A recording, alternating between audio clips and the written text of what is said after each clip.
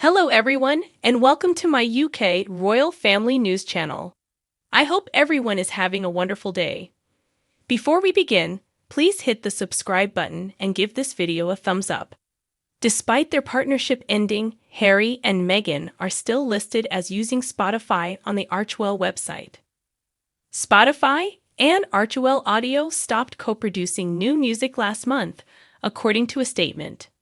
Despite the fact that the agreement with Spotify was terminated weeks ago, Prince Harry and Meghan Markle still advertise it on their website.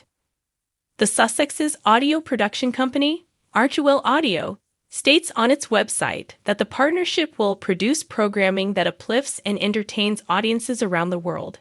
But it has been reported that after 3 years of working together, the audio streaming service was dissatisfied with the couple's level of output. In a joint statement issued in June, Spotify and Archewell Audio said, "Spotify and Archewell Audio have mutually agreed to part ways and are proud of the series we made together." However, according to the current text on the Archewell Audio website, under an exclusive relationship, Archewell Audio will join Spotify and its global reach minus 180 million premium customers and 406 million monthly active users worldwide, to highlight varied viewpoints and voices. According to a statement from Archewell Audio, as part of the partnership, the Duke and Duchess produce podcasts and shows that build community through shared experiences, potent narratives, and universal values. In the latter part of 2022, Meghan's podcast Archetypes only ever had 12 episodes. Staff at Archewell informed the Wall Street Journal that the show often lacks direction, despite Meghan securing high-profile guests for the series, including Serena Williams, Paris Hilton, and Mariah Carey. They continued by stating that Meghan and Harry seem surprised by the work required to finish entertainment projects. Bill Simmons, a Spotify executive, dubbed the couple grifters on an episode of his own show, and said he had a Zoom conversation with Harry to brainstorm new ideas. "What does he do?" asked Mr. Simmons. "One of those situations where the question is, what's your talent? Why are we hearing you now? You were born into a royal family, but you later departed." Meghan was reportedly distraught by the remarks, but she is determined to move over them and concentrate on creating new projects with different collaborators. The Duchess wants to develop more content for the Archetypes audience on another platform, according to the Wall Street Journal, but it is not yet apparent how she intends to do this. The Sussexes also agreed to a multi-year contract with Netflix in 2020, under which they produced the wildly popular docuseries Harry and Meghan, which was published in December of last year. The show surpassed The Crown's most recent season, which debuted a month earlier, to become the largest program of the year for the UK's streaming service. How a Wimbledon fan was perplexed by a bonkers request from Meghan Markle's control freak security. After the uncomfortable exchange a few years back, a dedicated Wimbledon watcher was mystified by Meghan Markle's security. The fourth day of the Wimbledon Championships has only been filled with drama. The games were stopped on Wednesday, July 5, after Just Stop Oil protesters managed to sabotage 2 games. 2 protesters stormed the All England Club court and tossed orange confetti and puzzle pieces onto the ground, stopping the match between Grigor Dimitrov and Shoshima Bukuro. The following protester targeted Katie Boulter's contest with Daria Saville. As Meghan Markle's security was accosted by an amused tennis fan a few years ago, Wimbledon has long been a spectacular show for everything that occurs on the court, off the court, and even in the spectator stands. The Duchess of Sussex attended Serena Williams' second-round match against Katja Juven in 2019 to cheer on her pal. After the game, a spectator in the same row as Meghan spoke about her experience getting into an argument with her security guard. Sally Jones, a media expert and writer, blasted the Duchess' control freak security when they demanded her cease photographing the royal because she was there for Wimbledon in private capacity. Ms. Jones claimed that when trying to nab Williams on the court, she was not aware that the Duchess was present.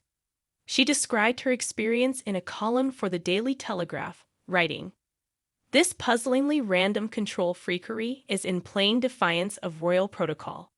Most members of the Queen's extended family who appear in public, whether in a public or private role, seem to be happy with a fortuitous contact with even lesser royal lights and are neither shocked nor offended to be scanned or photographed by a largely receptive public.